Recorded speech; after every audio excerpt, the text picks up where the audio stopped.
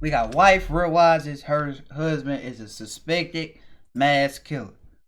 Now, this is what I gotta say about shit like this, bro. When you get married to somebody, bro, you need to. I ain't gonna lie. Before that, you even step foot in that damn suit, and she step foot in that goddamn dress and shit. Before y'all do that, bro, you need to know every single goddamn thing about each other, bro. I'm telling you. You need to go take a polygraph test, all that shit, bro. I don't give a damn if it's something that happened while he was a child, somebody did something to him when he was little. I need to know. I need to know every motherfucker thing. I don't play none of that shit, bro. But anyway, get y'all snack, everything y'all need without further ado, let's get to it. Hello. I know you know what's going on and why you were here. Okay?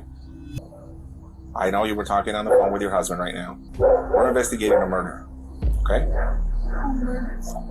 This is Ermelinda Palomo, a 50-year-old woman. She's about to realize that in less than 24 hours, her fiancé has become involved in a brutal and complex murder case.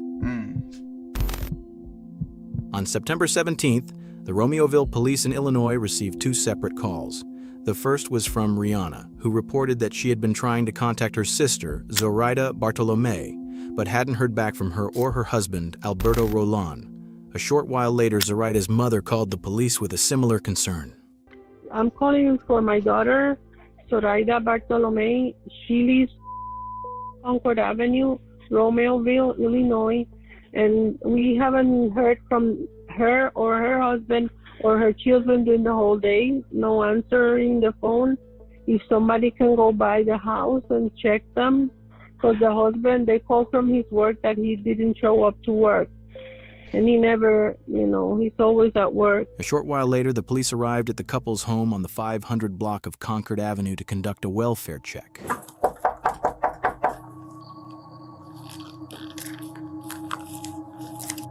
No one answered the door, and there were no signs of movement inside the house. Hey, I got a TV knocked over and a coffee table knocked over. Damn. Alright, nothing in this room. I'm saying the lights are off. It's 9 o'clock on a Sunday. And no, there's lights on in the back room. You can see it through that second. Let's go in the backyard. When the officers entered the backyard and decided to go in through the porch, they found something they weren't prepared for. Yeah. This one's open. Oh God. I need more units here. Damn, that's somebody on the floor. You with me. You guys hold the front, okay? From a position of cover, please. I don't know if anybody's in there or not. You got another door right here. Damn, that's somebody on the floor. Corey, come up here, cover this door. This window. Fuck, this lights is dead. God damn it. Doors open. Alright. Romeo, please, anybody here? Move on, move on. Romeo, please, anybody here? Body. Damn. Inside, police discovered a horrifying scene, the bodies of an entire family. Alberto Rolon, 38. The kids, too. Oh, see, these niggas heartless as hell, boy. That's what I'm saying. Going back to that damn David situation, he chopping up little girl. Nigga, I can't even see a damn newborn baby come out. Now I'll fuck around this fat pass. I don't know how y'all niggas be sitting up there chopping niggas up. Nigga, I barely could look at the damn ground beef when I'm cooking and making tacos. I don't know how y'all niggas do it. Zoraida Bartolome, 32, and their two young sons, 9-year-old Adriel and 7-year-old Diego, had all been shot to death with a 9mm gun. Hey, Even the family dogs had been killed. Quiet couple. man, yeah, bro. Get this nigga life. When you catch this nigga, give him life, bro. You even killed the motherfucking dog. Get this nigga life, bro. They kept to themselves. They maintained their yard.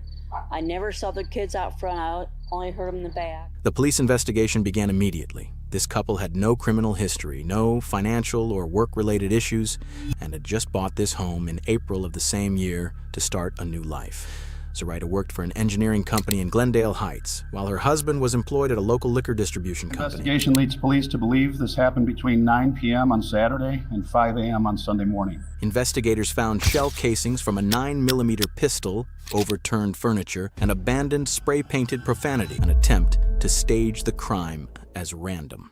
Alberto, awake during the attack, was shot in the hallway while trying to reach his family. The intruder gunned him down before killing Zoraida and their sons as they slept. With no murder weapon in the house, it was clear this was a targeted attack, not a murder-suicide. And Romeoville police still very tight-lipped about a possible motive for the violence. Detectives questioned Zoraida's co-workers and uncovered a crucial lead.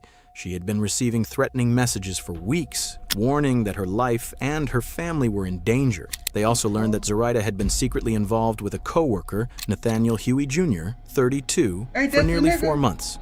Her husband, Alberto, was aware, but had agreed to stay for the sake of their children. Bitch ass nigga. That's a bitch ass nigga right there. I love the kids, but it's like, bro, we gonna have to do that with co-parent shit, but I can't be in the house with you. This nigga's oh, you a bitch ass nigga. I would've left so fucking fast, bro. The threat started shortly after Zoraida began seeing Nathaniel, escalating over time as she ignored them. The messages warned that she, her children, and Nathaniel were in serious danger. A week before the murders, Alberto also started receiving similar threats. So, what can you tell us? With mounting evidence, Nathaniel Huey Jr. became the prime suspect, the man behind the threats and the brutal murders. Detectives quickly tracked him down at his workplace and brought him in for questioning. Are you married? Yeah, but not paper. Yes, but we're not didn't go to court. They're official. So church married, but not paper married? I gotta ask, okay. Do you have anything to do with this? Okay. I have to ask, and you know that your number is going to be on your phone, and we're going to find your text messages, and we're going to find that stuff, and I want to get a surprise later on that you guys are fighting, or that there was something going on between you two, or just three of you that I don't know about, Nothing like that. Nobody was threatening anybody. We weren't fighting. Really shit, fucking angels, you know what I'm saying? I don't know. I mean, did she ever tell you, I'm worried, I'm scared of my husband, or I'm worried, I'm scared of a neighbor? He didn't seem threatening. The reason we were really taking everything really slow because he just seemed like he was a pretty nice, easy going guy, but just kind of one of those things of she's not happy. When you say you guys were gonna move forward, so were you guys actively looking to try to get a place together or something? Yeah, it was slow, just kind of it's only a couple of months kind of thing. So yeah. Nathaniel and Zoraida's relationship had grown intense. According to witnesses, they saw each other as soulmates. Investigators also found love notes written by Zoraida in Nathaniel's workspace, further confirming their deep connection. Like I said, nothing against my wife, man, but just a different connection with someone. Yeah. That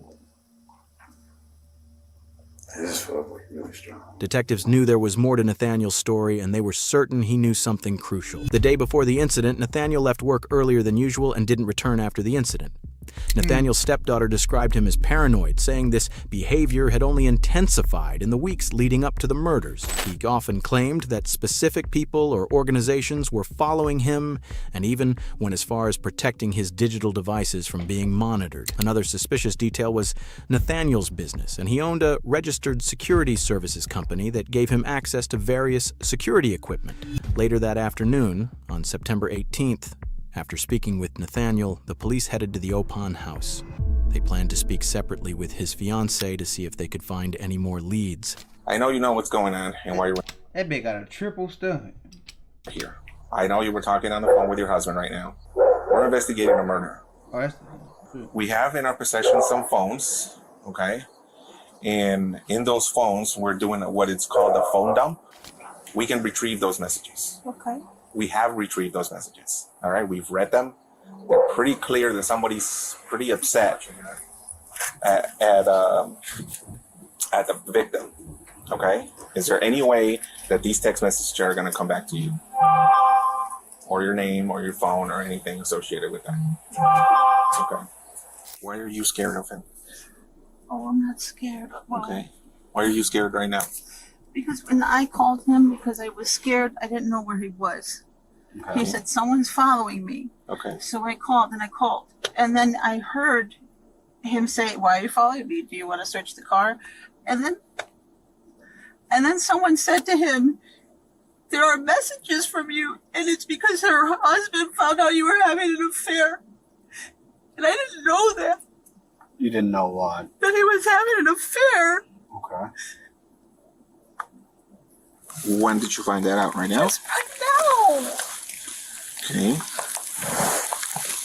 Okay. When's the last time that he had an affair? Because I know this is not the first time. No, it's not. Okay. When's the last time you knew he had an affair? When we first started dating. 2015? 2015 to maybe 17. So she did it to herself. Then you got married too? Oh, I said, we bitches be doing it today. Oh, I'm sorry calling bitch. I'm sorry calling women a bitch. But these women out here, be doing that shit to themselves. Marrying a nigga that do that shit to them. Like, bro, you did that. What you crying for? You already knew what it was when you was a girl. About a man by the name When of you got married. Alberto Rolón. Have I ever heard of a man? Yeah. No. So when we asked your husband if he knew this person, Zoraida, he said, I've never heard that name. Why would he be lying to us? I don't know. Should I believe him? I don't know. What I would like to ask you is, on either Friday or Saturday night, did he go out with his friends? No. Did he work? Friday night? No, he was with me. Saturday night? No. Ermelinda claims that Nathaniel was at home on Friday and Saturday night and couldn't have left the house. She says her daughters are witnesses to this and can confirm it. Like what we're asking for is consent to get the text messages off your phone between you and her, to Snapchat or whatever it is between you, so we have both sides of it. Trying to eliminate you as a suspect, but on the computer, or you can get it on the computer. no, we have to take the phone, we plug it in, we take it out, and we give your phone back. Oh, man, I have anything in there. The most important evidence the police currently have are He the look text crazy as a messages. motherfucker. These Nigga, what the fuck wrong with you? You got that damn the haunted hour days. That's what I call that shit, the haunted hour. If y'all watch the haunted hour, y'all know like every time like a crazy nigga be on there, you looking crazy as hell. Like, he got that haunted hour looking at his face. could provide crucial information once the sender and the full story are revealed. The police asked Nathaniel for permission to search his phone and to collect a DNA sample. How about this? How about I come see you guys later today after work or something like that? 'Cause I got fucking other shit in there that I don't necessarily want you to be like looking at. You know what I'm saying? I understand. But again, I promise you, I don't care what you look at. No, it's not like fucking like freak shit. When questioned by police about the threatening messages to Zoraida and Alberto, Nathaniel claimed he had no knowledge of them and there was no evidence linking him to the messages. I don't mean any disrespect. I promise you that. I'm just saying, like, I think it's just better if, at this point, not speak to a lawyer. This is insane. it's crazy. Yeah, I get you. I get you. However, he had another story to tell. He explained that he too had been receiving similar threatening messages for a long time from unknown individuals who were constantly following and threatening him. Nathaniel claimed the messages were from a Bulgarian mafia group who allegedly monitored his every move, even his phone, and knew every detail of his life. As the investigation continued and messages on his phone were examined, to the surprise of the detectives, everything Nathaniel said seemed to be true. This became the most puzzling moment of the case for the detectives. Was there truly a dangerous gang behind all of this? Or had Nathaniel cleverly fabricated the evidence to cover his tracks and avoid getting caught? Identifying her as 50-year-old Ermelinda Palomo. Palomo was named as a person of interest. Together with her fiancé, the suspect traveling down to Oklahoma just days before 4 bodies were found in a Romeoville home. Security footage revealed a shocking detail. Both Nathaniel and Ermelinda had stopped. That bitch she need to be called a bitch. Nah, I ain't gonna lie. That bitch deserve a damn Grammy, my nigga. Not a Grammy, an Oscar. That bitch deserve a motherfucking Oscar.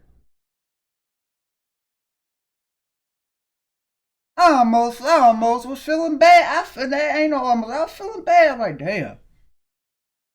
It's like, they've been threatening me and this. Nigga, she behind that the whole time. She helped that nigga.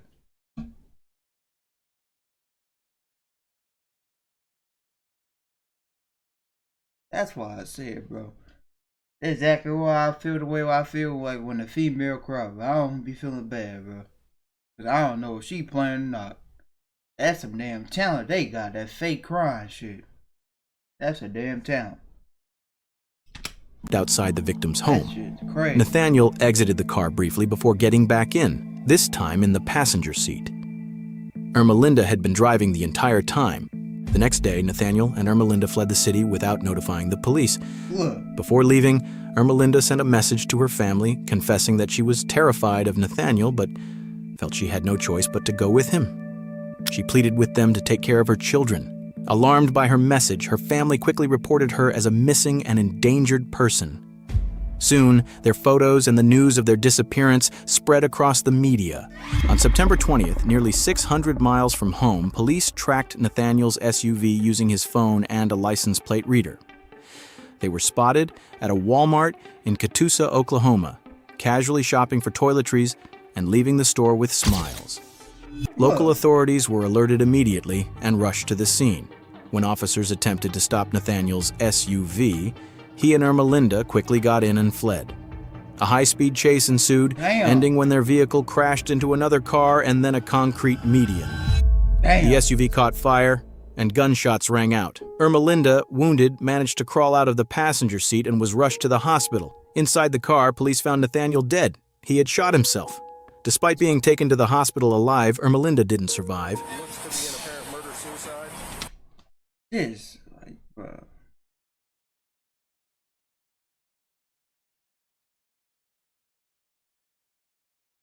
Like, damn. Like, shit like this make me feel some type of way. It's like, bro, you could have avoided all this shit if you didn't make that one fucked up damn decision. Going over there killing all them damn innocent ass people, bro. Now you want to sit up here and shoot yourself like a bitch ass nigga.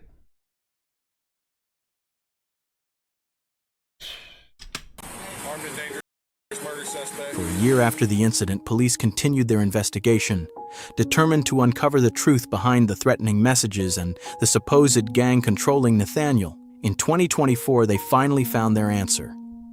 The mastermind behind it all, the messages, the fake personas, the paranoia, was none other than Ermelinda. Her. Yeah, her. Since 2021, she had been creating fake online accounts, posing as hackers, hitmen, and gang members, all feeding Nathaniel a carefully crafted illusion. She manipulated him into believing he was under constant surveillance and had no choice but to obey. She even installed tracking apps on his phone to reinforce the lie, occasionally using Bulgarian words and dark web references to make it seem real. In the week leading up to the murder, she sent multiple threats to Zoraida and Alberto. Oscar deserve a motherfucking Oscar all this acting. That's what I'm saying. You using this acting, using your damn talent for the wrong reason. That ass could have been on a damn movie, all this good ass acting. Hoping to scare them away. But when that failed, she convinced Nathaniel that Zoraida was a mole and would kill him first if he didn't act. Through one of her fake accounts, she helped Nathaniel plan the murder, guiding him on avoiding cameras and staging the crime as a robbery. Nathaniel thought he was taking orders from a dangerous cartel. He never realized that the entire time he was only talking to Ermelinda. And in the end, police believe he died never knowing the truth. There are messages from you, and it's because her husband found out you were having an affair. This shit is crazy.